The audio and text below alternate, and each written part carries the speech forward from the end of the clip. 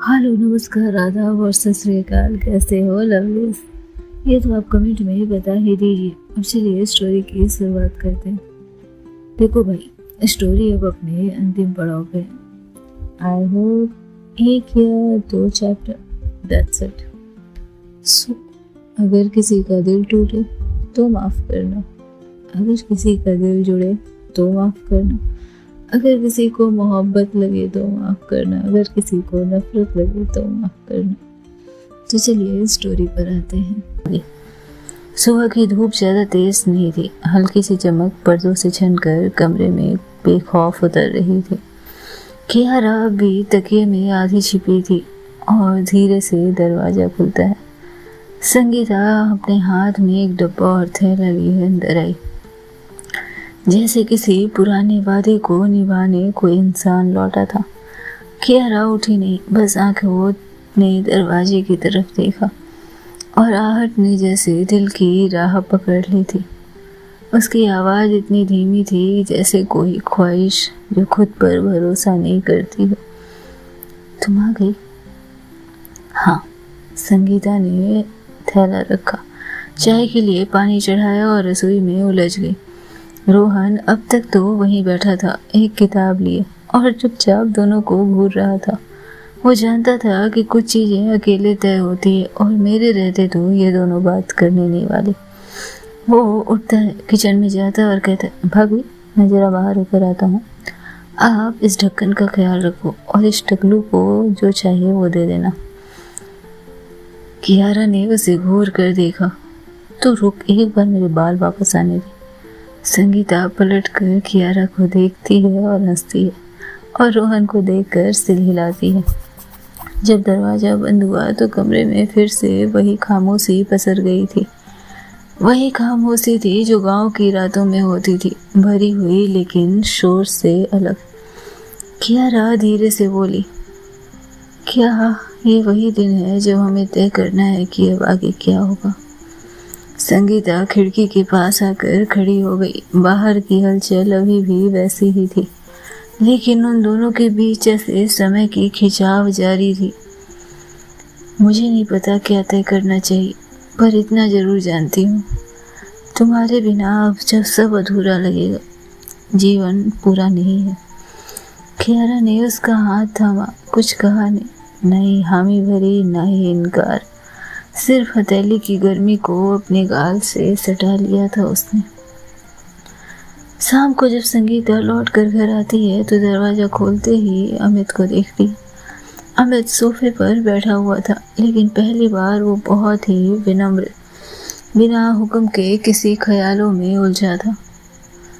और जैसे ही कियारा किचन में गई, संगीता किचन में गई, उसने कहा, आज कुछ दोस्त आ रहे हैं, कुछ खाना बना देना प्लीज़। संगीता चौंक गई थी। प्लीज शब्द उनके रिश्ते में नया था। इतने साल में अमित ने कभी गुजारिश नहीं की थी, सिर्फ अपेक्षाएं रखी थी उसने कियारा से। आज पहली बार उसने कहा, बना देना प्लीज। संगीता ये प्लीज पर अटक चुकी थी। बिना कुछ बोले किचन में चली गई। गैस जलाया, आटा गूंथा, चावल भिगोए। पीछे से उसकी सास आई, एक थाली में सब्जियां लेकर। संगीता ने यूं ही पूछ लिया था, कौन आ रहा है माँ? आंखों में कोई खास जानकारी नहीं थी उसकी सास की। पता नहीं बेटा, वो कुछ बताता है, बस अपने मन की करता है। दोनों साथ में काम करने लग गए। सास बीच बीच में कुछ हंसी मजाक करती, जिस पर संगीता की हंसी निकल आती थी, और दूर बैठा अमित इन दोनों को देख रहा था। रसोई की गर्मी में सिर्फ आँच नहीं, संगीता के भीतर की उलझने भी उबाल मार रही थी। मन 2 जगहों में बट गया था। एक वो फ्लैट जहाँ किसी ने उसकी हथेली थामी थी, और एक ये घर जहाँ किसी ने पहली बार हक नहीं जताया, बल्कि विनती की थी। पर क्या एक प्लीज बीते सालों की दूरी को मिटा सकता था? क्या संगीता के मन में उमड़े कियारा के प्रति प्रेम को खत्म कर सकता था? क्या एक रात का साथ दिन की सारी चुप्पियों को भर सकता था? संगीता ने कढ़ाई में छौंक डाला। और भीतर कुछ और ही चलने लगा था।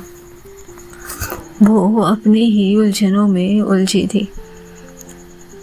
खाना लगभग लगने को तैयार था, समय भी हो चुका था। रसोई में बर्तन की हल्की आवाज किसी पुराने गीत की धुन से सुनाई दे रही थी। संगीता ने थाली में कियारा के लिए खाना रखा, ठीक वैसे ही जैसे कोई माँ अपने बच्चों के लिए सबसे कोमल हिस्से का खाना परोसती है, चुपचाप सहेज कर। वो बस निकलने ही वाली थी कि पीछे से अमित की आवाज आती है, संगीता थोड़ी देर में चली जाना, थोड़ी देर रुक जाओ और प्लीज कुछ अच्छा पहन लो मेरे लिए। संगीता ने पलट कर उसकी तरफ देखा, आंखों में कुछ अजनबी सा था। ये वही अमित था जो महीनों में सिर्फ आदेश देता आया था। आज कुछ कहने की बजाय कहने की कोशिश कर रहा था। उसकी बातों में एक आग्रह था जो अजीब था।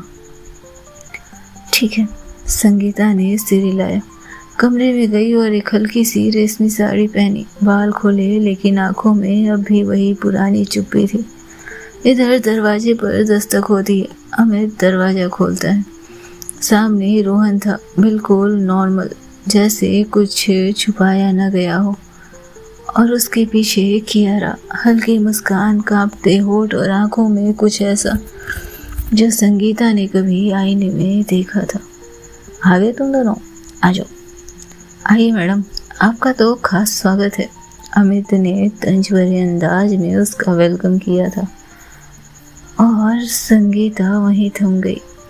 खाली शरीर लिए मन दरवाजे के हालातों पर अटक गया था। समय उन्हें वहीं लौट कर ले आया था जहाँ पहली बार कियारा उसकी लाइफ में एंट्री ले चुकी थी। इसी खाने पर तो वो मिली थी रोहन और कियारा से, और वही एक नज़र ने पूरी दुनिया बदल दी थी इसकी। कुछ पल बाद अमित ने कहा, संगीता खाना लगा दो। शब्द में न रुखाई थी न आदेश था, बस एक निवेदन जो उसे और अनजाना लग रहा था। डाइनिंग टेबल पर एक नाटक सा मंच तैयार हुआ। 4 किरदार, 4 दुनिया और सबके पास कहने को कुछ नहीं था। बीच बीच में रोहन और अमित हंसी मजाक कर रहे थे, जैसे 2 पुराने दोस्त किसी पुराने स्कूल की ही यादें बांट रहे हों। उनकी बातचीत के बीच कियारा चुप थी। सासू माँ अपने चेयर पर बैठी थी और सिड, वो बीच बीच में कियारा से उसकी थेरेपी और इलाज की बातें पूछ रहा था। सास ने कियारा से इलाज की बात पूछी, अब कैसी हो बेटा? डॉक्टर क्या बोले?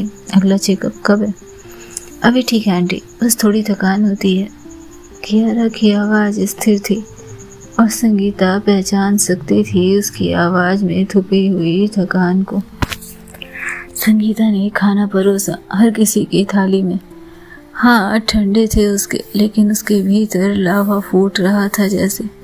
उसे समझ नहीं आ रहा था कि अमित ने आखिर इन दोनों को खाने पर क्यों बुलाया है। एक हिस्सा था जो अभी भी बेकरार था, मामलों को समझने की कोशिश कर रहा था। यूं तो बखूबी जानती थी संगीता अमित को, लेकिन आज उसके मन में चल रही बातों से जैसे अनजान थी। वो समझ नहीं पा रही थी कि आज अमित क्या करने वाला है। संगीता खाना परोसते हुए किचन में जाने लगती है, तभी अमित उसका हाथ पकड़कर उसे कहता है, अरे तुम भी बैठो प्लीज। और वो बैठ गई। कियारा ठीक उसके सामने थी और दोनों की निगाहें मिलती, लेकिन दोनों ही एक दूसरे से कुछ नहीं बोल पाए। कहीं कोई हंसी गूंज नहीं, सिवाय अमित और रोहन के बीच चलती बातचीत के। खाना खाया जा रहा था, लेकिन जैसे हर कौर एक सवाल था और हर निगाहें एक जवाब ढूंढ रही थी। कियारा की उंगली उसकी थाली के खाने पर टिकी थी। संगीता का ध्यान बस उस पर था। वही उंगली जो कभी उसकी हथेली में थमती थी, आज थाली के कोने पर टिकी हुई थी, जैसे कुछ थामने से पहले खुद को रोक रही हो। जैसे उसे अंदाजा हो कि कुछ भी कभी भी उसके हाथों से फिसल कर छूट सकता है और छूटते ही वो गिर सकता है। रात की वो घड़ी भी आई जब खाना समाप्त हो चुका था और जैसे अब असली नाटक मंच शुरू होना था। सभी के हाथ थाली से हट चुके थे और किसी की आंखें नहीं उठ रही थी। टेबल पर अब सिर्फ बर्तनों की ठंडी गूंज थी और बीच बीच में अमित और रोहन की हल्की मुस्कान, जो ऊपर से सहज थी लेकिन भीतर दरार में छुपाए हुए। कियारा कुर्सी से धीरे से उठी और कहती है, मैं वापस फ्लैट जा रही हूँ, काफ़ी देर हो गई है, थोड़ी थकान भी है। उसकी आवाज़ थकी हुई थी, जैसे हर शब्द बोलने से पहले सोच रही हो कि आखिर इस घर में उसकी मौजूदगी कितनी बोझिल हो चुकी थी। और जैसे ही वो मुड़ने वाली थी, अमित ने हल्के से हाथ उठाकर उसे रोका। रुको कियारा, तुम्हारा तो रुकना बहुत ज़रूरी है आज। फिर उसने अपनी माँ को पास बुलाया, अपने पापा को, और फिर धीरे से अपने भाई सिड को भी। हर कोई अपनी जगह से उठकर आ बैठा, जैसे कोई दृश्य तैयार किया जा रहा हो, कोई अदालत सजाई जा रही हो जिसमें गवाह थे, मुजरिम थे, न्यायाधीश थे और सब एक ही कमरे में बैठे थे। संगीता रसोई में थी, बर्तन समेटती हुई। अमित ने उसकी ओर देखा और आवाज़ दी, संगीता, बाहर आओगी प्लीज़। संगीता ने अपना पल्लू ठीक किया, हाथ पोंछे और बाहर आई। चाल में संकोच था, मन कहीं और था और शरीर कहीं और। वो अमित के पास आकर खड़ी हो गई और फिर अमित खड़ा होकर धीरे से संगीता के हाथ को थाम लेता है। सांसें भारी हो गई थी संगीता की। ये कैसी घुटन थी जो आज उससे अमित के हाथ थामने से हो रही थी। एक पल को कमरे की सारी आवाज़ें थम गई। संगीता चौंकी नहीं, बस चेहरा अचानक ही कियारा की ओर घूम गया। वो उसे देख रही थी, उसके चेहरे की हल्की सी कुड़न, पलकों की कंपन और होठों पर हल्की हिलती हुई बेचैनी। संगीता नजर झुका लेती है। कियारा जानती थी कि अमित संगीता का पति है, संगीता पर उसका अधिकार है और यही सबसे गहरी चोट थी। अमित ने संगीता के चेहरे को अपनी ओर मोड़ा। अरे, तुम्हारा पति तुम्हें गिफ्ट देना चाहता है, कम से कम अप्रिशिएट तो करो। अमित मुस्कुराते हुए संगीता से कहता है और अचानक से उसे गले लगा लेता है। संगीता शॉक्ड थी। ये एक लंबे आलिंगन थी जो शायद दिखाने के लिए था या फिर खुद को यकीन दिलाने के लिए। संगीता के चेहरे पर सारे इमोशन समाप्त हो गए थे। कियारा उसे नहीं देख रही थी, बल्कि भीतर एक चुप कराह संगीता महसूस कर सकती थी। अमित थोड़ी देर तक उसे गले से लगाए रखता है और फिर अलग होता है और सोफे की दराज से एक लिफाफा निकालता है। उसकी चाल में कॉन्फिडेंस था और जैसे वो मंच का नायक हो।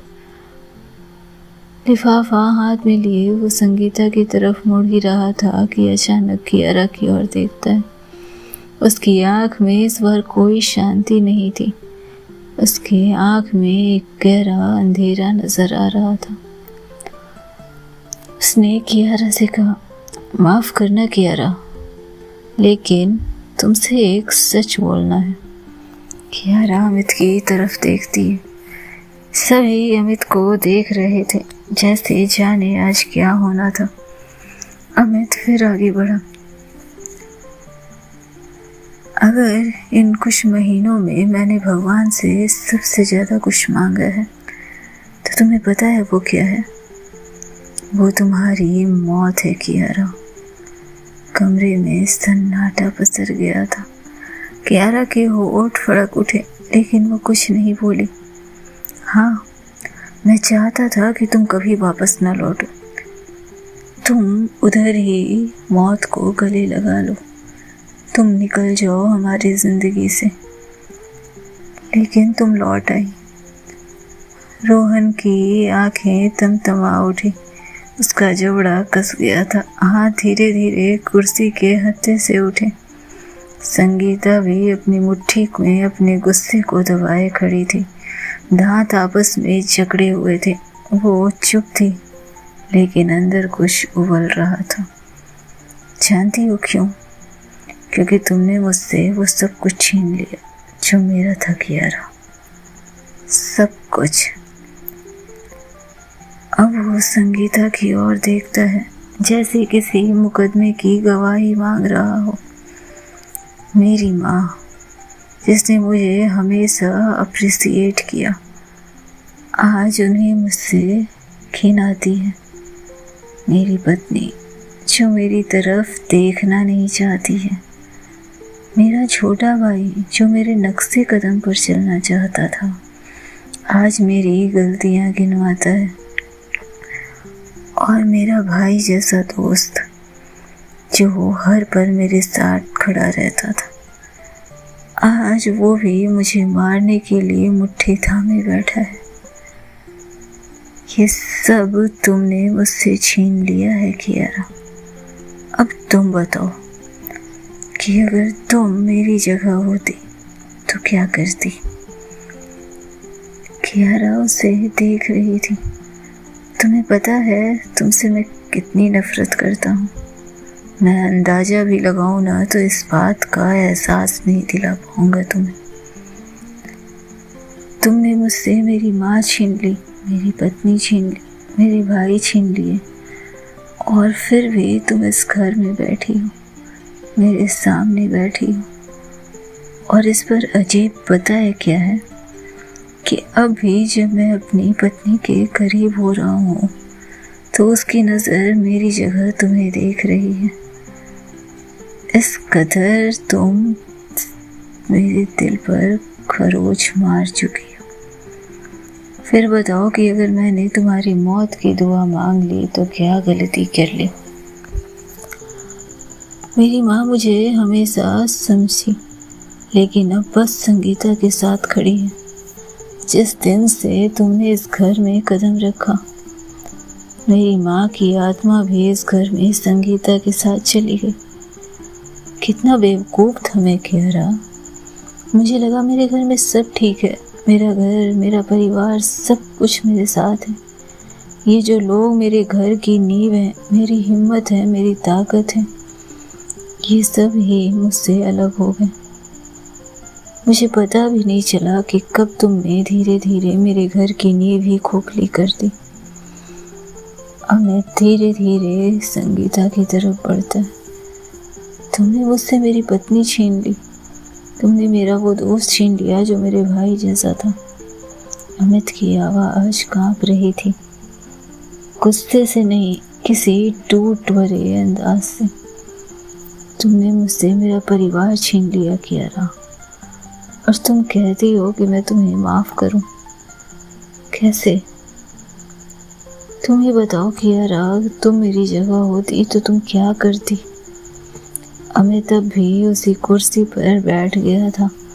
आंखों में एक सच्चाई थी और कियारा भी वहीं थी, ठहरी हुई, बस उसे देख रही थी और कुछ कहना चाह रही थी। Amit, no, first listen to me. मैं चाहता था तुम कभी मत लौटो। तुम लौट आई और मेरे हिस्से से सब कुछ ले गई। तुमने मेरा घर छीन लिया, मेरी माँ छीन ली, मेरा सब कुछ छीन लिया। मेरी पत्नी मुझे देखती नहीं है, उसकी निगाह अब भी मुझे खोजती नहीं है। मैंने संगीता पर कभी ध्यान नहीं दिया, मैं मानता हूँ। उसे सुना नहीं, समझा नहीं, ये भी मानता हूँ। पर क्या किसी को ना चाहते हुए भी माँ बाप की मर्जी से उससे शादी कर लेना गुनाह है? मैंने संगीता से शादी की बिना उसे पसंद करते हुए, सिर्फ अपने मम्मी पापा के लिए। क्या मैंने कोई गलती की? मैंने अपना धर्म निभाया, इसे सुख दिया, इज्जत दी, जितना समाज ने तय किया था उससे भी शायद ज़्यादा। फिर मैं दोषी कैसे हूँ? माँ कहती है कि मैं लायक नहीं क्योंकि मैंने किसी की मौत की दुआ मांगी, पर मैं जो हर दिन अंदर ही अंदर मरता रहा उसका क्या? मैं मौन रहा जैसे मुझसे अपेक्षा थी, हमेशा चुप। फिर भी मैं अधूरा रह गया। आज सब तुम्हारी तरफ खड़े हैं। अगर संगीता का दिल तुम्हारी तरफ हो आया, तुम्हें देखते ही उसके दिल में कुछ महसूस हुआ, तो इसका मतलब क्या ये नहीं कि उसके अंदर भी मेरे लिए प्यार की भावना नहीं थी? वो भी तो सिर्फ कर्तव्य निभा रही थी, वो भी तो अपने धर्म निभा रही थी। फिर यही करते हुए मैं कैसे गलत हो गया? हाँ, वो मेरी पसंद, मेरी ख्वाहिश को समझती है, मैं नहीं समझ पाया। पर क्या मेरी खामोशी कोई अपराध थी? कियारा अपनी जगह से उठी, धीरे से अमित के पास आती है, एक गहरी सांस लेती है और फिर धीरे से कहती है, किसने कहा कि गलती तुम्हारी है अमित? गलती तुम्हारी नहीं है, पर यकीन करो गलती हमारी भी नहीं है। बस एहसास ने वो कर दिया जो तुम्हारे सामाजिक बंधन नहीं कर पाए। बुरा मत मानना अमित, पर एक बात कहूँगी, तुम्हें संगीता पसंद नहीं आई थी, तुम्हें उसी समय उससे मना कर देना था। उसे भी तुम पसंद नहीं आए थे, उसे भी तुम्हें मना कर देना था, लेकिन तुम दोनों ने समाज के इस बंधन को स्वीकार किया और एक दूसरे के साथ रहने के वादे कर बैठे। एडजस्टमेंट के साथ जिंदगी चल सकती है अमित, लेकिन ख्वाहिश अंदर कराहती है, उसे कोई चाहिए होता है जो उसका हाथ थाम सके, जिसके सीने पर वो सर रख कर सुकून महसूस कर सके। क्या तुमने कभी ये संगीता के साथ महसूस किया? मैं तुमसे पूछती हूँ संगीता, क्या अमित ने तुम्हें एक पल के लिए भी ये महसूस करवाया? उसने एक गहरी सांस ली। गलती हमारी भी नहीं है। अमित हल्का सा हंसा, थकी हुई टूटी मुस्कान। क्या फर्क पड़ता है कि गलती किसकी थी? खोया तो सब मेरा ही ना। वो कुछ पल को ठहर गया। कियारा उसे देखती है और कहती है, हो सकता है कि खोया तुमने सिर्फ अमित, पर तुम जानते हो उस दिल के अंदर की रफ्तार जब वो महसूस करता है कि उसके एहसास, उसकी ख्वाहिश के कारण कई और दिल टूटने वाले हैं, कितनी आंखों से आंसू निकलने वाले हैं, तो उसके अंदर क्या होती है? क्या तुम जानते हो कि कितनी रातों तक ये संगीता ढंग से सो नहीं पाई? इसके ख्याल वहीं उलझे रहे कि आखिर तुम क्या सोचोगे? संगीता के अगर ना रहने पर तुम्हारे जीवन पर इसका क्या असर होगा? तुम किस तरह से रहोगे और समाज उसका तुम सामना कैसे करोगे? हमें धीरे से उसकी तरफ बढ़ता है। अब इन सब बातों का क्या मतलब? पर मैं तुमसे माफ़ी चाहता हूँ कियारा। नफरत पर तुम्हारी मौत मांगना मेरी इंसानियत में गिर जाना था। मुझे कोई हक नहीं कि मैं किसी की मौत की दुआ करूं, और इसीलिए मैं शर्मिंदा हूँ। माफ़ कर देना अगर कर सको तो मुझे, लेकिन मैं तुम्हें संगीता नहीं दे सकता। और यहीं उसकी सांसें अटक गई। वो मेरे साथ बंधी है, यही सच्चाई है, और सच ये भी है कि मैं उसे देना नहीं चाहता, किसी जिद की वजह से नहीं, बस मैं नहीं दे सकता। माँ और सिड सोचते हैं कि संगीता मेरे साथ रही तो हम दोनों की जिंदगी घुटन बन जाएगी। शायद सही भी है, पर अगर वो गई तभी मेरी जिंदगी घुटन ही रहेगी ना। कियारा की आंखों में आंसू की एक बूंद उभर आई थी, पर उसने अपनी आवाज को धीमी रखा। माफ करना आसान नहीं होता अमित, पर मैं कोशिश करूंगी। पर एक शर्त पर, अगर तुम मुझे माफ कर सको तो मैं समझूंगी कि मैं भी तुम्हें माफ कर सकती। अमित ने थोड़ा सिर झुका कर कहा। क्यों? संगीता से प्यार करने के लिए। कियारा ने धीरे से संगीता की ओर देखा। आंखों में नमी थी उसके, आंसू गालों पर अटक गए थे, पर वो धीरे से मुस्कुराती है, उसके पास जाती है और उसके हाथों को अपनी होठों से लगाती है। फिर कहती है, कभी नहीं, उससे प्रेम करना मेरे लाइफ की इकलौती सच्चाई है। बस तुम्हारा घर तोड़ना मकसद नहीं था। तुम्हें तकलीफ देना और तुम्हारी तकलीफ का कारण बनना कभी मेरा मकसद नहीं था। इसके लिए माफ़ी। वो संगीता को फिर देखती है, जैसे आंखों ही आंखों में कोई संकल्प ले रही हो। फिर अमित की ओर मुड़ी और धीरे से उसके कंधे पर हाथ रखा। ख्याल रखना संगीता का, ये मन से बहुत नाजुक है, और तुम भी खुद का ध्यान रखना। मेरे लिए तुम हमेशा मेरे भाई जैसे ही रहोगे। तुम्हारे दिल को चोट पहुंचाई इसलिए मुझे माफ़ कर देना, लेकिन अगर नहीं भी कर सको तो आई कैन अंडरस्टैंड। फिर वो संगीता की माँ के पास गई, उन्हें गले लगाया। सॉरी आंटी, आपका बेटा अपनी जगह बिल्कुल सही है। उसके साथ रहना ज़रूरी है आपका, और मेरी माँ बनने के लिए, मुझे प्यार देने के लिए, दुआएं देने के लिए और मेरे हक में बोलने के लिए बहुत शुक्रिया। और उनके गले लग जाती है। फिर वो सिड को गले लगाती है। बड़ी, तुम्हारे जैसा देवर हो तो भाभी को और क्या चाहिए। तुमने अपनी भाभी की खामोशी महसूस की, उसके लिए अपने भाई को कन्फ्रंट किया। किसी भाभी के लिए इससे बड़ी बात और कुछ नहीं हो सकती। और जहाँ तक मैं संगीता को जानती हूँ, उसे आज तुम पर बहुत प्यार, बहुत दुलार आ रहा होगा। लेकिन तुम्हें एक बात बताती हूँ, जब वो ख्यालों में उलझती है ना, तो चाय के कप की लकीरों पर अपने हाथ फिराती है। उस वक्त उस चाय के कप से उसे बाहर खींच लाना, उससे बातें करते हुए उसके मन की बातें ऑटो पर ले आना। सेठ कुछ नहीं कह पाए, बस सिर हिला दिया। और अंत में वो एक आखिरी बार संगीता की ओर नजर डालती है, जो अब भी उसे देख रही थी, मानो कुछ कहना चाहती हो, लेकिन आंख में समाया रास्ता चुप वादे की निशानी देख रहा था। वो उसे देखकर मुस्कुराती है, होठों पर स्माइल का इशारा करती है, और फिर दूसरी तरफ मुड़ते हुए उसके घर से बाहर निकल जाती है। संगीता की निगाहें बस उधर ही थी। सास की आंखें भीग चुकी थी। सिड नीति नजरें करे, जैसे जीवन के सबसे डिसअपॉइंटमेंट दौर से गुजर रहा था। और संगीता, वो जैसे कोई इंतजार कर रही हो किसी के उस चौखट से वापस लौट आने का, फिर से उसे गले लगा लेने का। रोहन अमित को देखता है और फिर कियारा के पीछे पीछे चला जाता है। रात भर कियारा की चुप्पी अपने फ्लैट पर घुटन में बदलने वाली थी,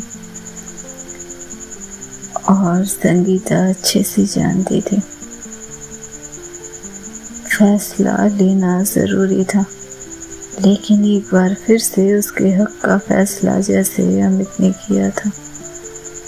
क्या होना था आगे, क्या बदलना था, जानने के लिए सुनते रहें नेक्स्ट एपिसोड। तब तक खुश रहें, स्वस्थ रहें, मस्त रहें, बिंदास रहें।